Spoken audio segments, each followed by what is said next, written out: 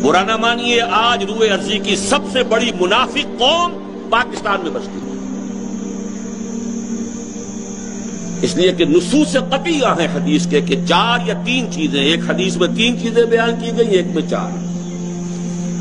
آیت المنافق ثلاث، جب بولے جھوٹ بولے، جب وعدہ کرے خلاف ورزی کرے، اگر کہیں امین بنایا جائے خیانت کرے، اور چوتھی علامت اگر کہیں اختلاف ہو جائے تو فوراً آپے سے باہر ہو جائے۔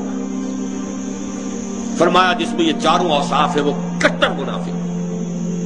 ایک حدیث میں آیا وَإِن صَامَ وَصَلَّى وَزَعَمَ أَنَّهُ مُسْلِمٌ، خواہ وہ نماز پڑھتا ہو، روزہ رکھتا ہو اور اپنے آپ کو مسلمان سمجھتا ہو۔